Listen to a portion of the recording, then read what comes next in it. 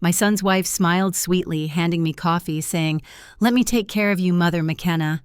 But within minutes, my vision blurred, and I realized the terrible truth: they were killing me for my ranch. I'm Eleanor Crow Feather McKenna, and I should have died in September 1889, abandoned in Montana Badlands by family I'd raised and trusted. The laudanum bell slipped into my coffee was supposed to make me manageable while they drove me 50 miles into canyon country to die. They gave me 1 day's water and cruel mercy. What they never counted on was my crow blood and survival skills white folks dismissed as superstition. Prairie Rose found me 3 days later, half dead but fighting. We rode to the marshal with evidence they'd been too arrogant to hide.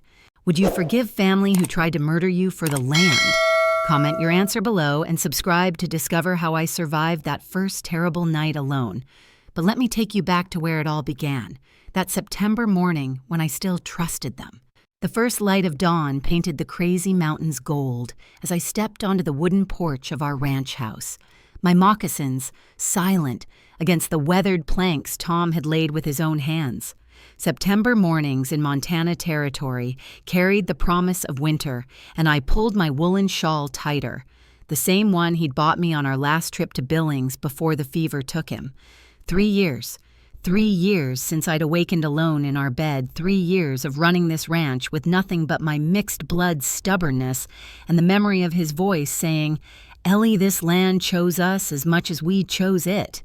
"Morning, Mrs. McKenna," called Jake, our foreman, as he led the horses from the barn. His weathered face held the same respect he'd shown when Tom stood beside me. Jake had worked for us since before Montana was even a state, back when folks still whispered about that half-breed woman who'd married above her station. Now they knew better. I touched the small medicine pouch my Crow grandmother had given me, feeling the familiar comfort of sage and sweetgrass. "Jake, check the north pasture fence. Something's got the cattle spooked." The McKenna Ranch stretched across 1,500 acres of Tom's dream and my determination. Every fence post, every building bore the mark of our sweat and sacrifice. This land was more than property. It was legacy identity, the proof that love could bridge 2 worlds. From the kitchen came an unexpected scent, coffee brewing before I'd even started the fire. Belle's voice drifted through the open window, humming a tune I didn't recognize. My daughter-in-law up before dawn, the same woman who complained that ranch life was too primitive for a lady of refinement, I found her at the cast-iron stove. Her usually perfect blonde hair slightly mussed, stirring something in a small pot beside the coffee. She startled when I entered, quickly moving the pot aside. "Mother McKenna, you're up early." Her smile was too bright, too practiced. "I thought I'd surprise you with breakfast. You work so terribly hard all alone out here." The word alone hung in the air like smoke. My Crow grandmother's voice whispered in my memory when the coyote speaks of concern, count your chickens. But this was Belle, my Samuel's wife family by marriage, if not by blood. "That's thoughtful, dear. Sam's already—" "Oh, Sam won't be back until evening," she interrupted quickly. "He rode out to check the far pasture with the Morrison boys. Didn't he tell you?" My blood chilled. Sam never rode that far without telling me, and the Morrison boys were Belle's cousins. Rough men who'd been sniffing around our property lines lately, asking pointed questions about water rights and grazing permits. Belle poured coffee from the pot, her hands steady, now too steady. "Here, Mother McKenna, I made it special just the way you like it, strong and dark." The cup felt heavier than it should in my hands. The coffee's aroma was wrong somehow, carrying an undertone that made my throat tighten with instinctive warning. Outside, I noticed for the first time how quiet the ranch was. No voices of the hands, no sound of Sam's distinctive whistle. "Where are Jake and the others?" I asked the cup halfway to my lips. Belle's smile never wavered, but something cold flickered behind her eyes. "Oh, they won't be coming in today. There's been a change of plans, Mother McKenna. Drink your coffee while it's hot." The medicine pouch against my chest seemed to burn with warning, and somewhere in the distance I heard the sound that would haunt me for years to come. The jingle of spurs and the creak of leather as riders approached the house. The coffee burned down my throat like liquid fire, and immediately I knew I'd made a terrible mistake. The bitter aftertaste wasn't just strong brew. It was something that made my tongue thick and my vision blur. I set the cup down with trembling hands, but it was too late. "You shouldn't have drunk so much, Mother McKenna," Belle said, her voice losing all pretense of sweetness. The mask was finally off. "Vera said just a little would do, but you always were stubborn." "Vera." The name came out slurred, my thoughts moving like molasses. "My mother. She'll be here any moment." Belle peered through the lace curtains. "Right on time." Hooves thundered closer, accompanied by wagon wheels and low voices. I tried to stand, but my legs betrayed me.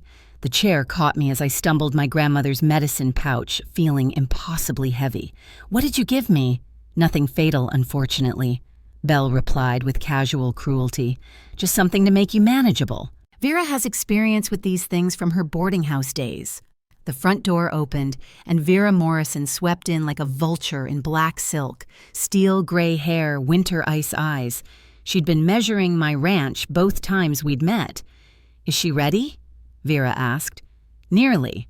The laudanum worked faster than expected. Laudanum. Terror shot through my drugged consciousness. I'd seen what the opium derivative could do, stealing will and reason. "Good. The boys are waiting. We need to leave before the hands return." Vera approached with confident strides. "Don't look frightened, Eleanor. We're simply practical women making practical decisions." "The ranch," I slurred. "You want the ranch." 1,500 acres of prime land, water rights, a valuable house," Belle snapped. "Did you think Sam married me for love? Any man would choose a young white woman over a half-breed widow, unless there was profit." The words hit harder than physical blows. My Samuel part of this betrayal. "Sam doesn't know," I whispered. Vera laughed like breaking glass. "Sam planned this for months, ever since the doctor mentioned your heart condition." My heart. Confusion mixed with laudanum's fog. "There's nothing wrong." "There will be when they find your body in the wilderness." Poor Eleanor, wandering off, confused and lost. Such tragedy. Sam inherits everything, and I'll help him manage his grief and newfound wealth. They hauled me to my feet. Through the window, a covered wagon waited with 2 rough men. The Morrison boys hired guns with hard eyes. "Where?" I gasped. "Somewhere far enough you'll never return," Vera said matter-of-factly. "Somewhere wolves and coyotes will ensure you're never found. Nothing personal, just business." As they loaded me into the wagon bed like grain, my last clear thought before laudanum took full hold was my grandmother's words.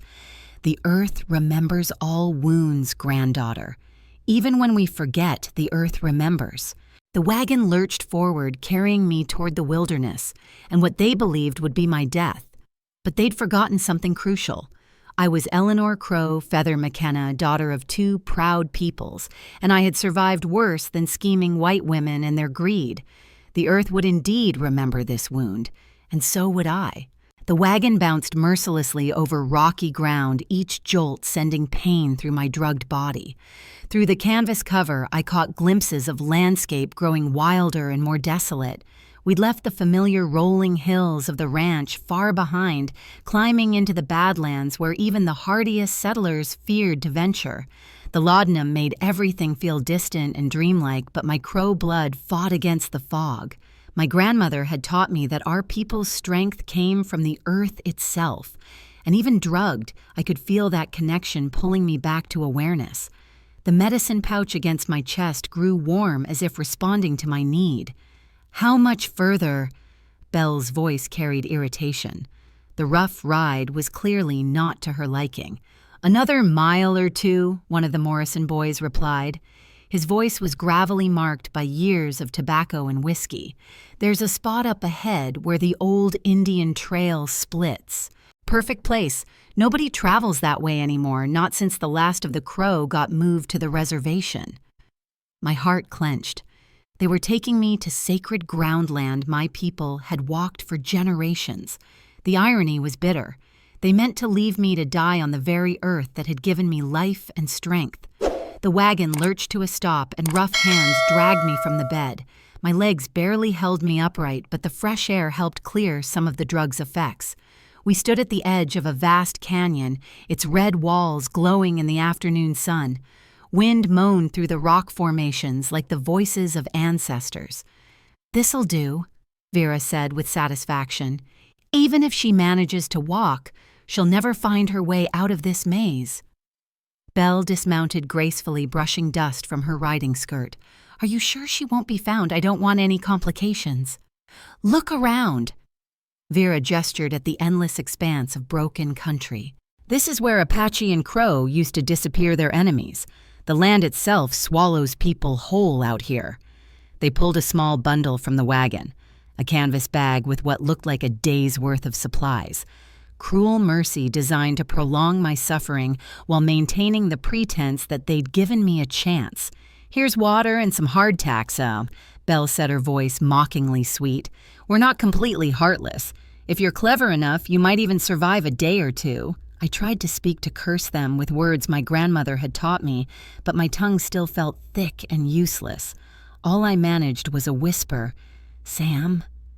"Sam sends his regards," Vera replied coldly. "He wanted me to tell you that he appreciates everything you've done for him over the years. Consider this his way of ensuring your sacrifice wasn't in vain." They climbed back into the wagon, leaving me swaying on unsteady legs with the small bundle at my feet. The Morrison boy who'd been driving spat tobacco juice into the dust near my boots. "Walk back if you can, old woman," he said with a cruel grin. "It's only about 50 miles through some of the roughest country in Montana Territory. Should be easy for someone with Indian blood, right?" The wagon pulled away, wheels crunching over stone and sage. I watched until it disappeared around a red rock outcropping, the sound of hooves and laughter fading into the vast silence of the wilderness. Alone. 55 years old, half-drugged, abandoned in the Badlands with nothing but a day's supplies and the clothes on my back. They expected me to die here to become another victim of the unforgiving frontier. But as the laudanum continued to clear from my system, I felt something they hadn't counted on. The awakening of instincts older than their greed, stronger than their cruelty. I was Eleanor Crow Feather McKenna, and I was far from finished. The silence after the wagon's departure was absolute, broken only by the whisper of wind through stone and the distant cry of a hawk. I stood motionless until the last echo of hooves faded, then slowly knelt to examine what they'd left me. The canvas bag contained a small water jug, perhaps a day's worth if I was careful. Some hardtack biscuits and a piece of jerky so tough it might have been cut from boot leather. Cruel mercy indeed. They'd given me just enough to prolong the agony to let me die slowly, rather than quickly. But as the laudanum's fog continued to lift, memories surfaced like water from a deep well. My grandmother's voice, patient and strong. "The earth provides for those who know how to ask, little granddaughter. But first, you must remember who you are." I touched the medicine pouch at my throat and felt the familiar comfort of sage and sweetgrass. Around me, the Badlands stretched in all directions, red stone pillars, twisting canyons, and scattered sagebrush. To most people, it would look like a wasteland. To Crow eyes, it was a larder and pharmacy combined.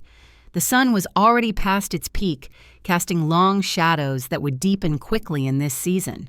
I had perhaps 4 hours of good light left, and the September nights in Montana could kill an unprepared person as surely as any bullet. I began walking not toward home. 50 miles through this maze would be suicide, but toward the canyon wall, where I'd spotted something that made my heart leap. Prickly pear cactus, its flat pads heavy with late-season fruit. My grandmother had taught me to harvest the sweet, water-rich tunas, carefully avoiding the spines. Using a flat stone, I knocked several fruits to the ground, then peeled them with the small knife I always carried in my boot. The Morrison boys had been too focused on my supposed helplessness to search me properly. The sweet juice ran down my chin as I ate precious moisture that would help stretch my meager water supply. Near the cactus, I found what I'd hoped for. A cluster of 4 o'clock plants, their tuberous roots still fat with stored nutrients. My people had survived harsh times on such humble fare. I dug several roots with my knife, tucking them into my skirt pockets. As the sun sank lower, I searched for shelter. The canyon offered several overhangs, but I chose one that faced east, protected from the prevailing wind. I gathered dry grass and sage, creating a nest that would hold my body heat through the cold night ahead. The temperature dropped quickly once the sun disappeared behind the canyon rim. I wrapped my shawl tighter and chewed slowly on a piece of hardtack, making it last. Above me, stars appeared one by one, the same stars that had guided my ancestors across this land for countless generations. A coyote howled in the distance, soon answered by another. The sound that might have terrified a white woman brought me comfort. Coyotes were survivors, adapters, creatures who thrived where others perished, like my grandmother's people, like me. I dozed fitfully, waking often to the sounds of the night. The scurry of small creatures, the whisper of wind, the distant howl of wolves.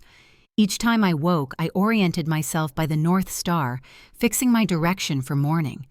When dawn finally grayed the eastern sky, I was still alive, still thinking, still planning.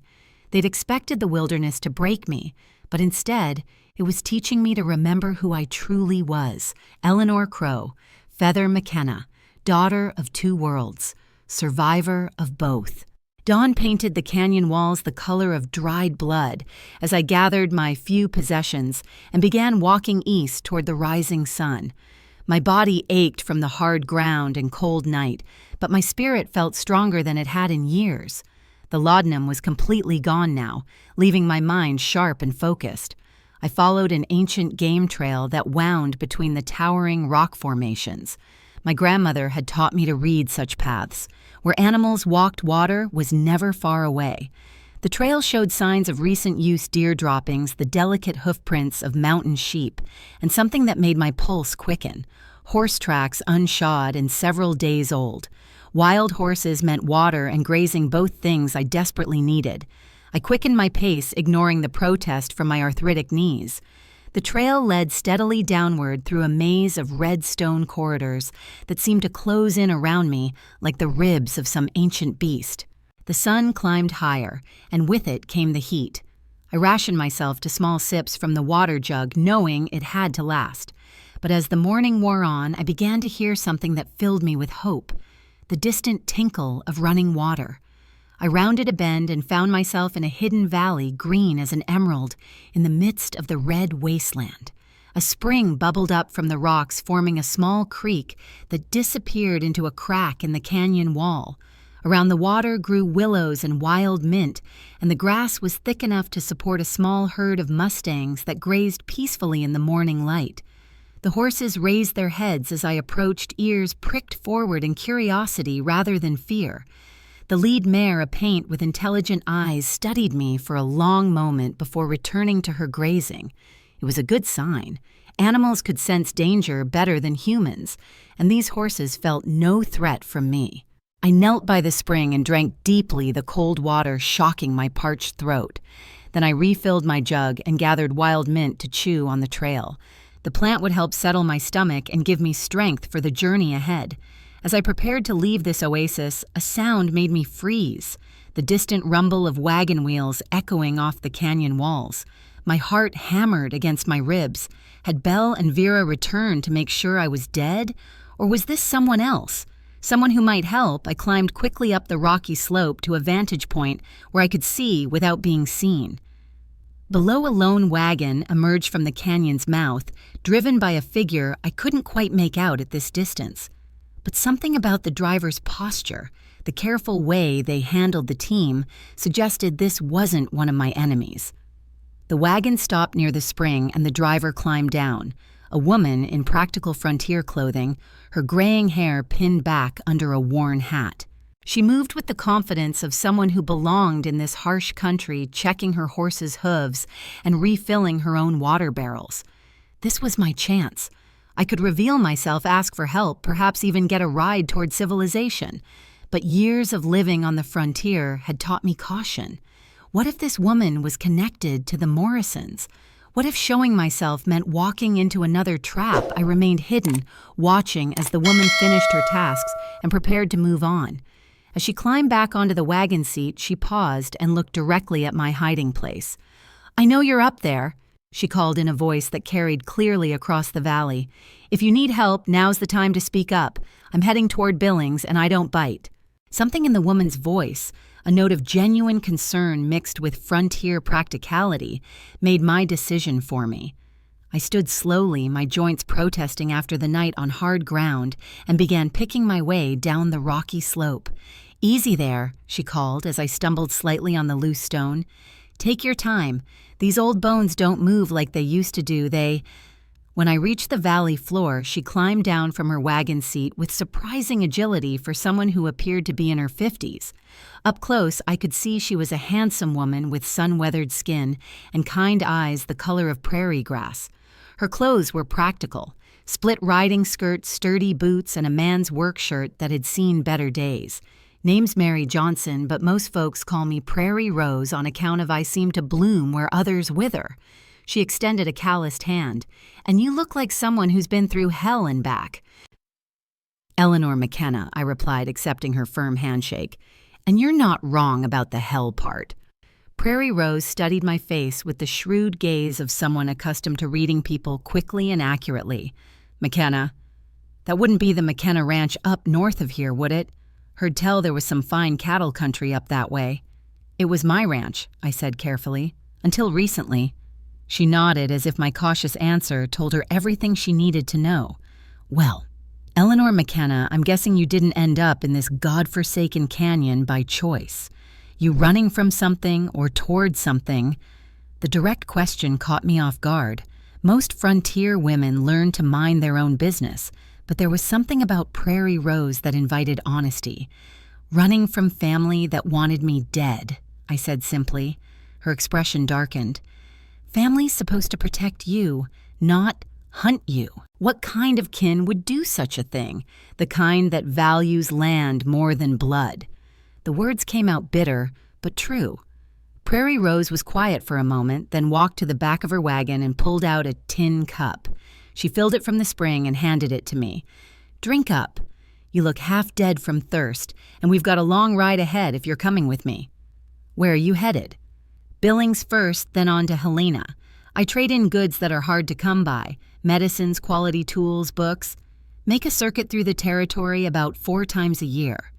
She gestured toward her wagon, which I now noticed was well built and loaded with carefully secured cargo. Always room for a passenger, especially one who looks like she's got stories to tell. I drank the cool water gratefully, feeling strength return to my limbs. "I don't have money to pay you." "Did I ask for money?" Prairie Rose replied with a slight smile. "Besides, I'm thinking a woman who survived whatever you've been through might be handy to have along.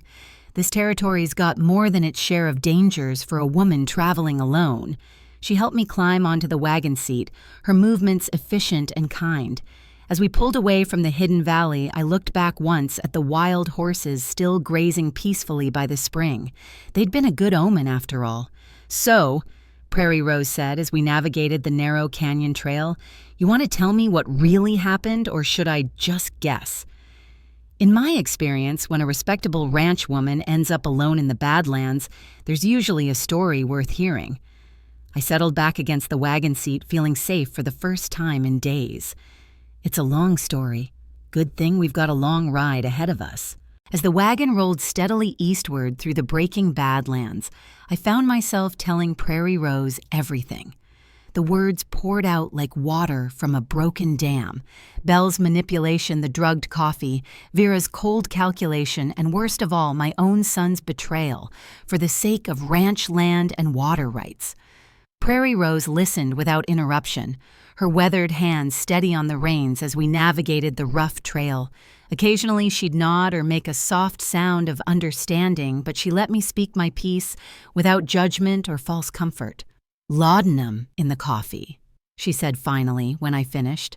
"That's attempted murder in any territorial court worth the name. And abandoning you in the Badlands," she spat into the dust beside the wagon, "that's lower than anything I've seen in 30 years of frontier living. But how do I prove it?" The question that had been gnawing at me since my rescue.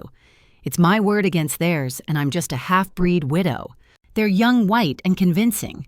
You're Eleanor McKenna, owner of 1,500 acres of prime grazing land, Prairie Rose corrected firmly, and you're alive when they expected you to be dead. That's going to shake them up considerable. We reached Billings as the sun was setting, painting the wooden buildings and dusty streets the color of old gold. Prairie Rose drove straight to the office of Dr. Henry Walsh, a man she'd known for years and trusted completely. Doc Walsh was a thin, serious man with gentle hands and sharp eyes. He examined me thoroughly, documenting the effects of exposure dehydration and the lingering traces of laudanum that still showed in my pupils and reflexes. This woman was drugged with a significant dose of opium derivative, he told Prairie Rose as I dressed behind a screen. The physical evidence is clear. Combined with the exposure and dehydration, someone definitely tried to kill her. Will you testify to that? I asked, stepping out from behind the screen. Mrs. McKenna, I've been practicing medicine on this frontier for 20 years. I've seen what greed and desperation can do to people. If you're willing to press charges, I'll stand behind my medical findings in any court. Prairie Rose nodded with satisfaction. Next stop is the territorial marshal's office. Jim Crawford's an honest man who doesn't hold with family betrayal no matter what the stakes. Marshal Crawford proved to be a grizzled veteran of frontier law enforcement, his badge worn smooth by years of honest service. He listened to my story with the same careful attention Doc Walsh had given my physical condition. "This is serious business, Mrs. McKenna," he said when I finished. "Attempted murder, conspiracy, fraud if they've been forging documents. But it won't be easy to prove, especially with your son involved." "What do you need from me?" "First, we ride out to your ranch and see what condition it's in. If they think you're dead, they might have gotten careless about covering their tracks. Second, we gather evidence. Any witnesses, any documents, anything that shows their intent." Prairie Rose leaned forward. "Marshal, I found this woman half dead in the Badlands exactly where someone would dump a body they never expected to be found. That's not coincidence." Crawford nodded slowly. "No, it's not. Mrs. McKenna, are you prepared to see this through? Once we start down this path, there's no turning back. Your family will fight hard to keep what they think they've won." I thought of my grandmother's words about the earth remembering wounds of the wild horses that had shown me I could still trust my instincts of Prairie Rose's unexpected kindness. "Marshal," I said, my voice steady and strong, "I'm ready to fight for what's mine." 3 days after my rescue, I rode back toward the McKenna Ranch in Marshal Crawford's wagon, flanked by 2 of his deputies. Prairie Rose had insisted on coming along, her rifle resting across her lap, with the easy familiarity of someone who knew how to use it. The sight of my home rising from the prairie should have brought comfort, but instead, my stomach churned with anger and grief. Smoke rose from the chimney, and I could see horses in the corral. My horses on my land being used by people who tried to murder me. "Easy now," Marshal Crawford said quietly as my hands clenched into fists. "We do this by the book, legal and proper. That's the only way justice sticks in territorial court." As we approached, Belle emerged from the house wearing one of my good dresses, her hair pinned up like she was already the lady of the manor. She froze when she saw the wagon, her face draining of color as recognition dawned. "That's not possible," she whispered, stumbling backward. "You're dead. You have to be dead." Disappointed, I climbed down from the wagon with Prairie Rose's steadying hand on my elbow. "I'm sure you are." Sam came running from the barn, his face a mask of shock and something that might have been guilt. "Ma, how did I survive being drugged and abandoned in the Badlands? I finished for him. Turns out your mother has more crow in her than you ever gave her credit for." Vera appeared in the doorway, her calculating eyes already working on a new plan. "Marshal, I don't know what lies this woman has been telling you, but—" "Mrs. Morrison, I suggest you stop talking," Crawford interrupted. "We have medical evidence of laudanum poisoning, witness testimony placing your wagon in the Badlands, and some very interesting documents we found at your boarding house." One of the deputies held up a leather folder. Forged property transfer papers, Marshal. Still had the ink pot sitting right there on her desk. Sam's face crumbled. Ma, I never wanted it to go this far. Belle said we'd just convince you to sell to move to town. But then her mother got involved and everything spiraled. You tried to kill me, Samuel. My voice was steady despite the pain crushing my chest. Your own mother. For land. I didn't think you'd actually die, he said desperately. I thought you'd find your way back, that you'd understand we were doing what was best. Best for who? The words came out sharp as broken glass. You drugged me, dumped me like garbage, and left me to die alone. Don't you dare pretend this was anything but murder. Belle made a sudden dash for the barn, but Prairie Rose was faster.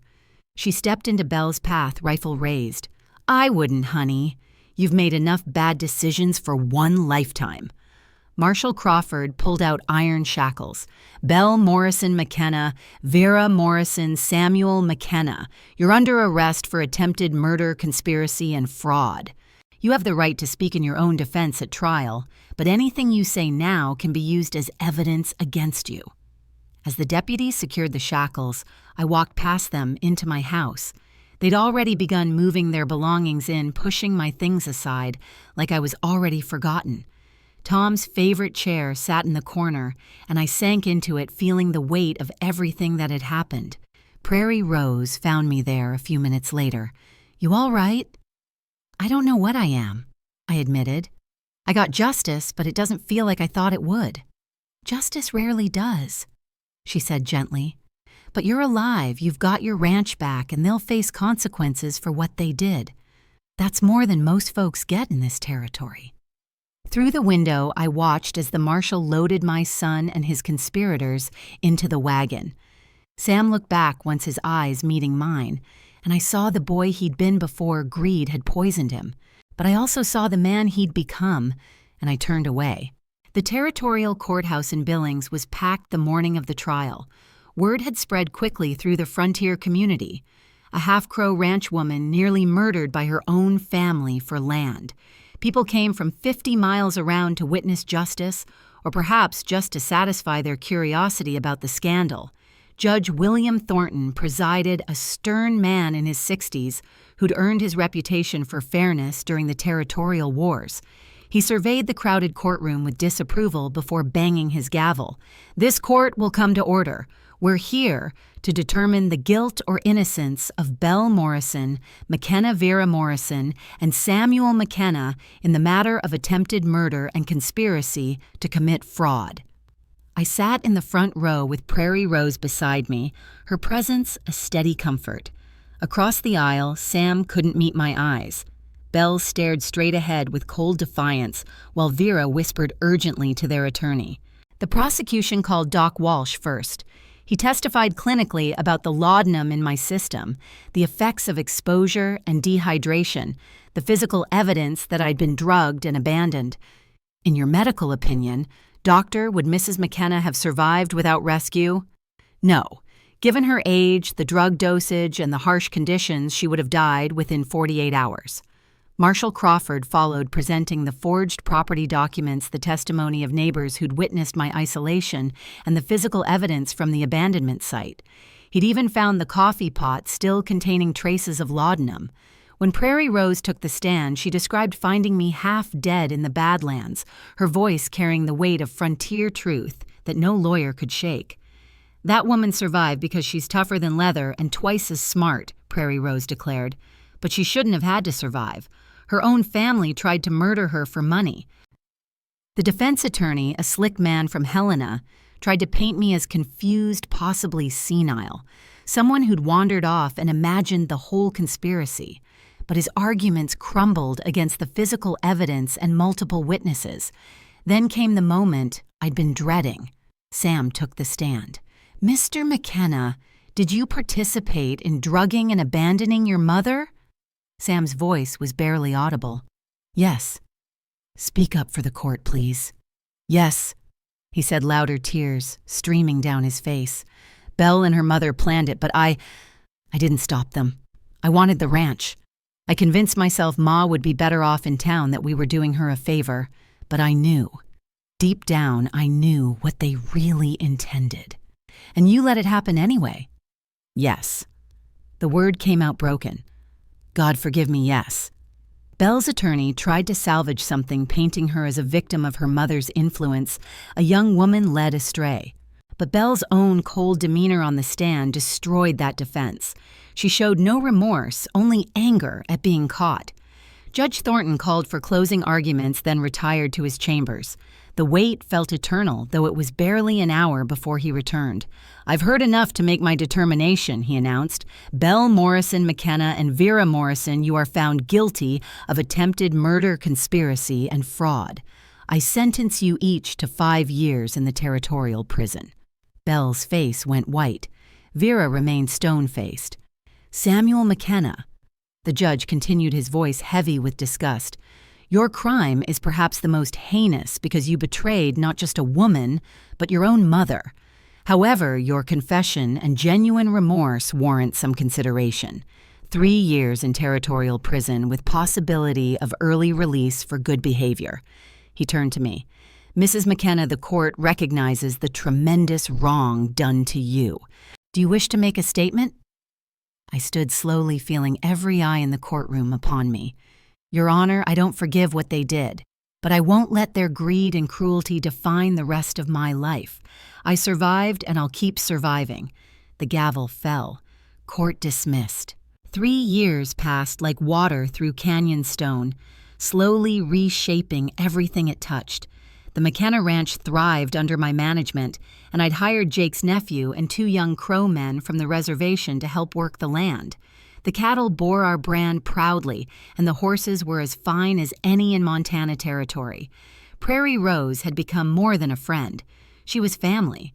She'd moved her trading operation to include regular stops at my ranch, and we'd built a small bunkhouse where she stayed between her circuit runs. Together, we'd created something neither of us had expected, a community of frontier women who supported each other without judgment or competition. I'd also begun teaching young Crow children during the winter months, sharing my grandmother's knowledge of traditional medicine alongside reading and arithmetic. The territorial government didn't officially recognize my school, but the families who sent their children didn't care about official recognition. Life had found a new rhythm, and I'd learned to live with the ache where my son used to be in my heart. Then, on a crisp October morning, Marshal Crawford rode up to my ranch with a telegram in his hand and concern in his eyes. "Eleanor, I'm sorry to bring bad news," he said, dismounting slowly. "It's about Samuel." My hand stilled on the harness I'd been mending. "What about him?" "He's sick. Real sick. The prison doctor says it's consumption and it's moving fast. They're asking if you want to see him before—" He didn't finish the sentence. He didn't need to. Consumption. The white plague that swept through prisons and crowded places, stealing breath and life with equal cruelty. My son was dying. "How long?" I asked quietly. "Weeks, maybe less. They've moved him to the prison infirmary." I sat down on the porch step, the telegram trembling in my hands. 3 years ago, I'd turned away from Sam in this very yard, watching as the marshal took him to face justice. I told myself I was done with him, that he'd made his choice and would live with the consequences. But he was dying. Eleanor. Prairie Rose had emerged from the house, reading the situation immediately. "What's happened?" "Sam has consumption. They want to know if I'll come see him." She sat beside me, her presence solid and comforting. "What do you want to do?" "I don't know," I admitted. "Part of me says he deserves whatever he gets. He tried to kill me. He chose land over his own mother. And the other part? The other part remembers the boy who used to bring me wildflowers, who cried when his father died, who promised he'd always take care of me." Tears burned behind my eyes. "The other part knows that if I don't go, I'll regret it for the rest of my life." Prairie Rose took my hand. "Then you know what you have to do." 2 days later, I stood outside the territorial prison in Deer Lodge, my heart hammering against my ribs. The stone building loomed gray and forbidding, a place designed to break spirits and punish sins. Inside, a guard led me through corridors that smelled of carbolic acid and despair. The infirmary was a long room lined with cots, most of them occupied by men in various stages of illness. Sam lay at the far end, so thin I barely recognized him. His face was gaunt, his breathing labored and wet. When he saw me, tears spilled down his hollow cheeks. "Ma," he whispered, "you came."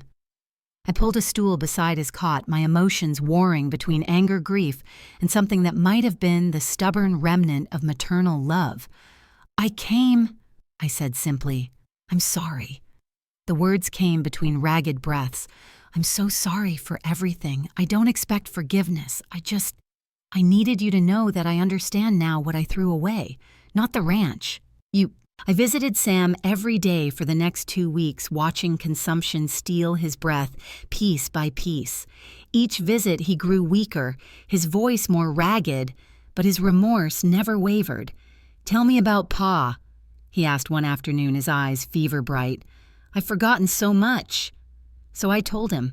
Stories of Tom building the ranch, of the hard winters we survived together, of the day Sam was born during a spring blizzard. Sam listened with tears streaming down his hollow cheeks, mourning not just his coming death, but the life he'd thrown away for greed. "Belle never loved me, did she?" he whispered one evening. "She loved what I could give her." "No, son, she didn't love you." There was no kindness in lying now. "And I chose her over you." The words came out broken. "I chose land and money over the only person who ever loved me unconditionally." The prison chaplain, a weathered man who'd seen too many deaths, pulled me aside on the 10th day. "He's asking for crow prayers, Mrs. McKenna says his mother's people should guide him home." Something in my chest cracked open. Sam remembered, despite everything he remembered, who he truly was. That night I sat beside his cot and sang the old songs my grandmother had taught me, prayers to guide spirits safely to the next world. Sam's breathing eased as I sang, his hand gripping mine with surprising strength. "Ma," he whispered when I finished, "can you forgive me, not for my sake, but for yours? Don't carry this hatred. It'll poison everything good you've built."